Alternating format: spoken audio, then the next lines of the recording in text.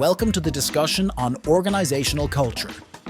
Although organizational culture is a familiar concept in managerial language, most managers will likely lack a clear and distinct definition. We asked, what is organizational culture in a word or a short phrase? The hidden and overt message of the organization, between what is declared and what happens in its reality, is the DNA that dictates its characteristics. The unwritten rule is what is done because it is customary and accepted. Something passed down from generation to generation is no longer clearly related to any written doctrine. Values are the organization's core beliefs and the things the organization believes in. Norms and practices, the behavior considered acceptable, is within the norm. To begin the discussion on organizational culture, we will use Noel Tichy's model. Tichy places organizational culture in a broader context, which is a good starting point. Later, we will narrow the focus and explore different aspects of the culture itself. Tichy divides the building blocks of the organization into three types using the metaphor of states of matter. The rigid part of the organization is its structure. The foundations around which the various parts are built make it what it is, another metaphor. We are not just talking about the organizational structure, but everything under the operation category, such as job definitions, core processes, and procedures. Tichy says this is the organization in a solid state. It is the part of the organization that can be relatively easily grasped. Whether this operative model is written or a convention, it can be easily explained to an outsider. Water, unlike solids, is more elusive. It's hard to hold in your hand for long. Tichy uses it as a metaphor for the organization's interpersonal relationships and power dynamics, which are only partially visible.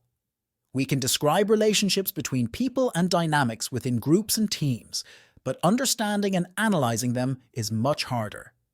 On the other hand, they can be influenced. It might not always be easy, but it is possible. Influence on relationships can be through so-called soft skills, after all, water and job definitions, organizational structures, processes, and so on. Steam, unlike water, is not only hard to hold but also hard to see. The air around us has moisture, water vapor. They are there and are essential in maintaining our bodies, but we can't always see them, and we certainly can't hold them.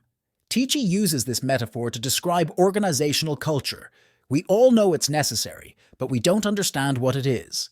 Even more importantly, it's much less clear to us how to influence it, not to mention change it. Tichy's model can be misleading and create the illusion that the distinction between culture, relationships, and the operative model is sharp, and that there is a clear boundary where one part ends and another begins.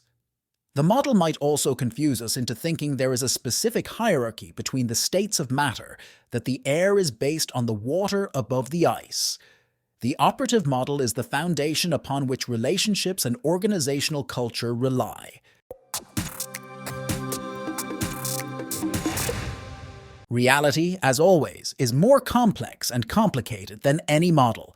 This image aptly describes the interplay between different components belonging to various states of reality.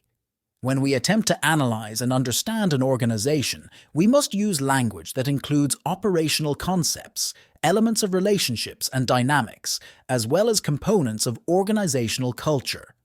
This point is particularly important within the discourse on leading changes. Often, when analyzing organizational problems to propose solutions, the analysis is done from one or at most two perspectives, so that one solution can address the entire issue, or at least most of it. As mentioned in the book's introduction, we are creatures that think in patterns. For every problem, we have a suitable drawer from which we can pull out a proven recipe based on experience. We have drawers for operational problems, drawers for interpersonal issues, and a drawer labeled organizational culture. We'll address the last drawer and what's in, or isn't it, in a moment. But first, let's say a few words about drawers. As stated, the reality is more complex than any model, and it is tough to lead significant transformative changes. This is the place to recall the distinction from the first chapter between a technical problem and an adaptive challenge, using tools in a single drawer. This means that the operational model and organizational culture mutually influence each other, so it is only sometimes possible to say where one ends and the other begins. Therefore, when facing a significant organizational change process, using only one drawer would be a mistake.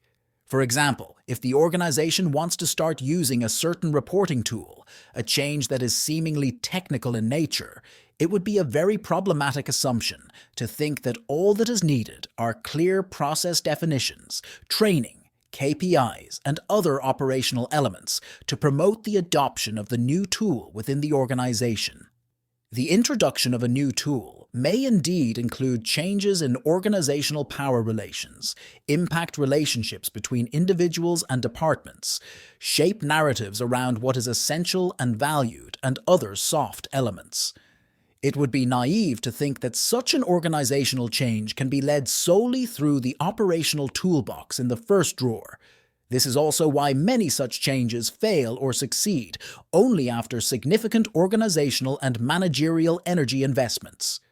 Therefore, leaders whose role is to lead changes must recognize organizational culture.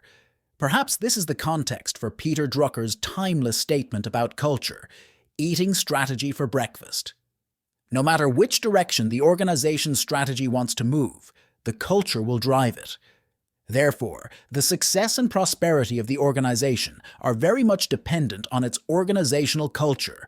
In other words, according to Drucker, culture is the fuel that is more responsible than anything for the organization's movement. A better metaphor from the field of movement is the steering wheel. Culture is the thing that dictates the direction the organization will actually move in, regardless of what the person is sitting behind its plans. Honestly, even the steering wheel needs to be a better metaphor. Because the driver can quickly turn the steering wheel and control the direction through it, the metaphor of an autonomous vehicle may be more appropriate. The driver sits in the vehicle and thinks of traveling a certain route, but the vehicle has autonomy and chooses its own routes. We can continue to explore the transportation metaphor of organizational culture and its incredible power compared to strategy. But the general idea is understood. The great power attributed to organizational culture, brilliantly articulated by Drucker, is widely accepted by the managerial community, to the point that many see it as an inevitable fate, a fact of life that cannot be changed. And the truth is, this stance is not unfounded at all. Organizational culture is indeed very difficult to change. We prefer to talk about it in terms of influence rather than change. To summarize so far, organizational culture appears to be important to managerial and organizational discourse for two reasons.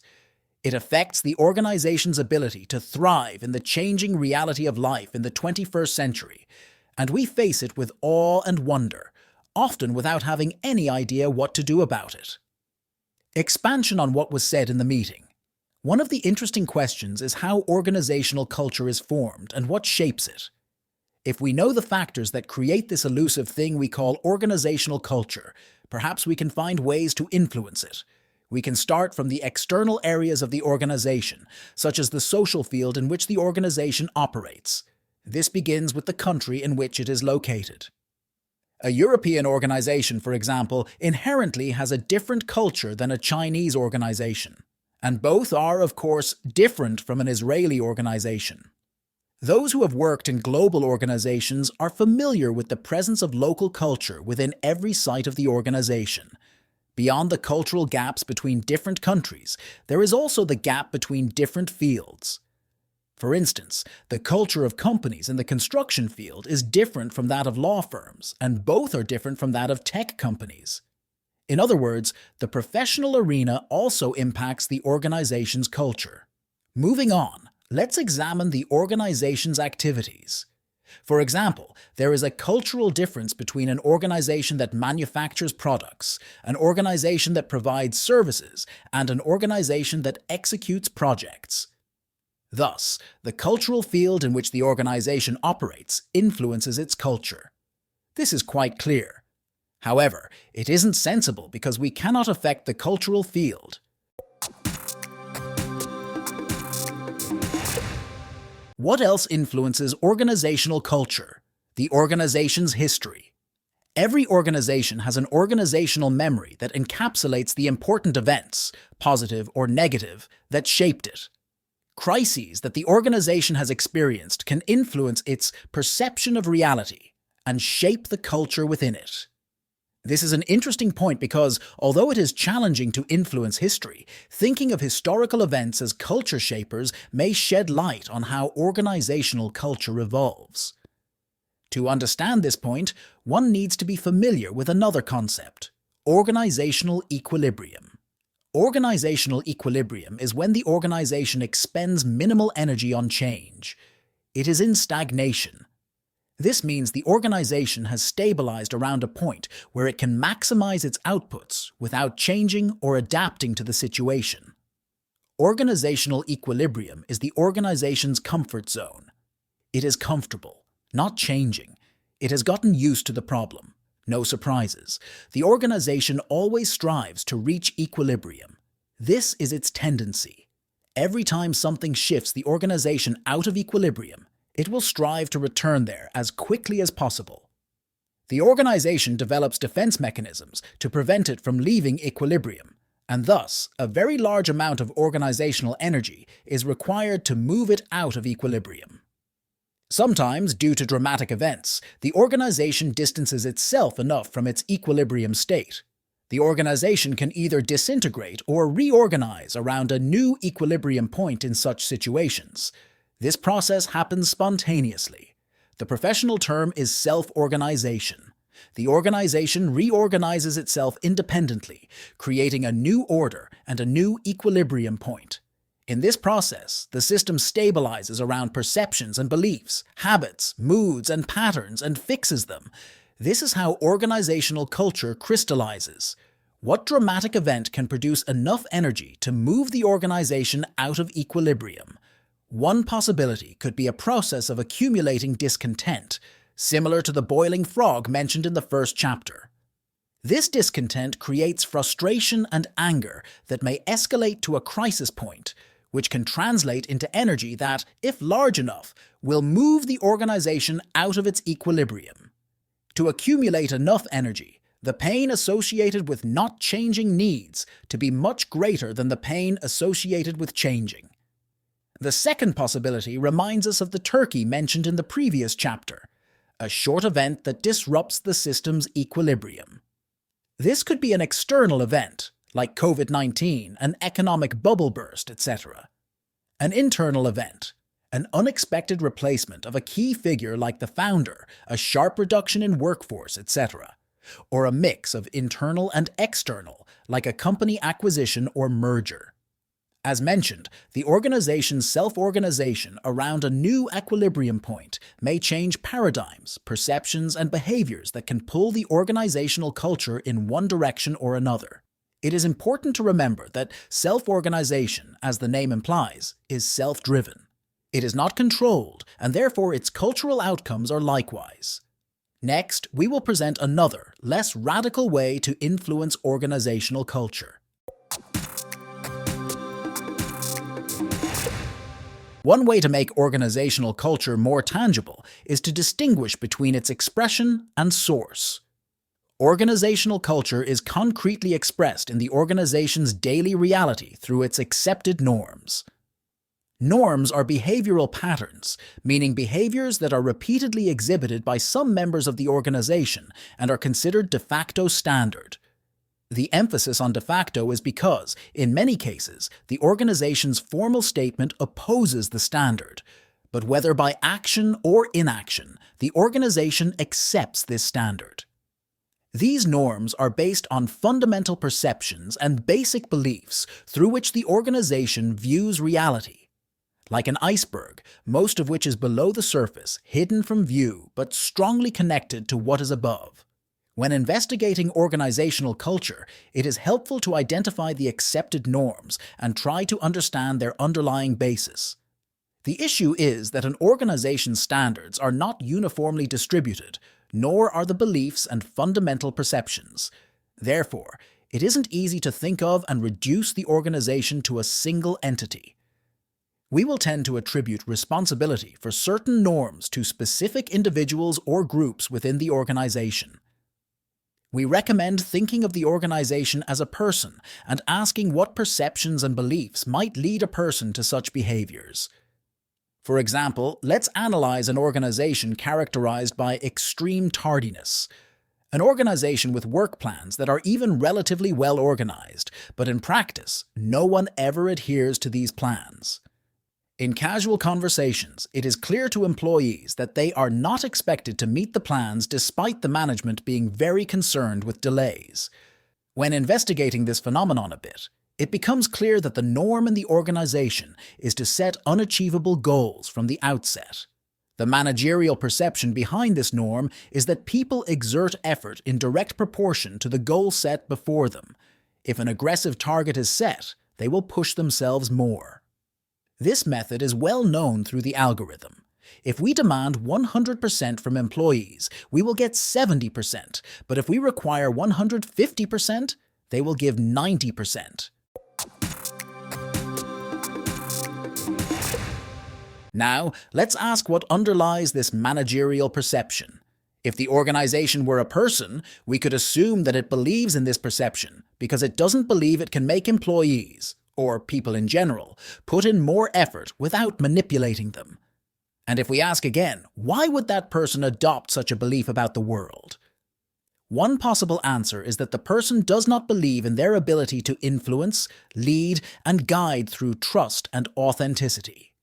Returning to the organization, the assumption is that its leadership, not the leader, does not believe in its own appeal.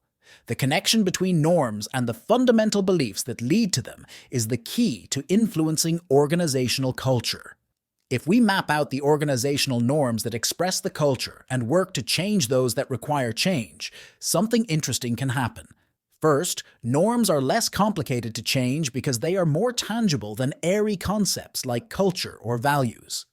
Second, if a dialogue connects norms to the fundamental beliefs that lead to them, then when a norm changes, it allows for questioning a fundamental belief, which can lead to a crack in that belief. This crack can widen as more norms change, making it easier to alter additional norms and so on.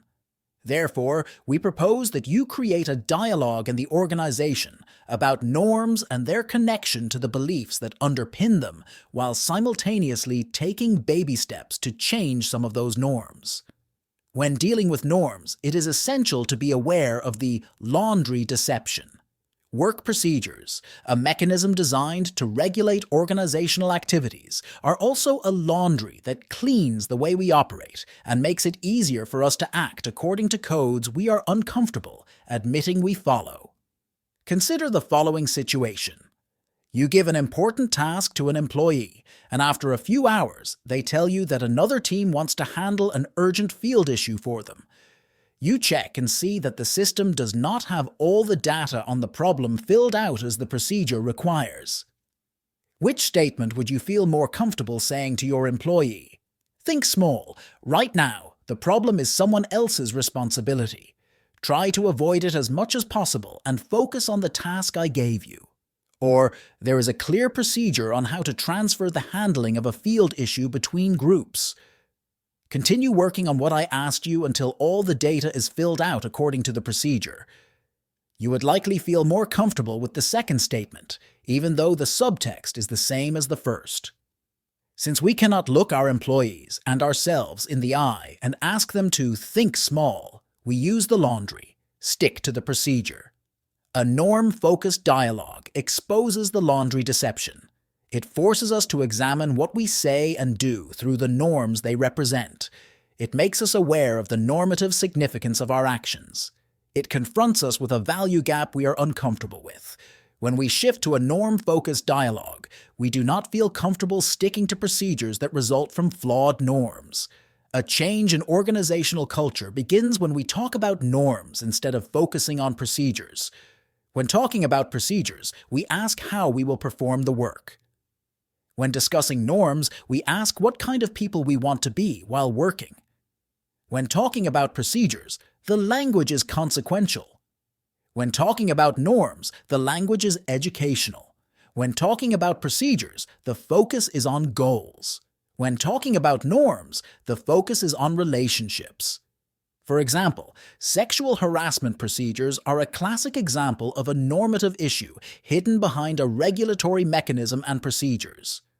In many organizations, this procedure is a dead letter lying in a file on the bulletin board with details of other organizational issues that most people do not know.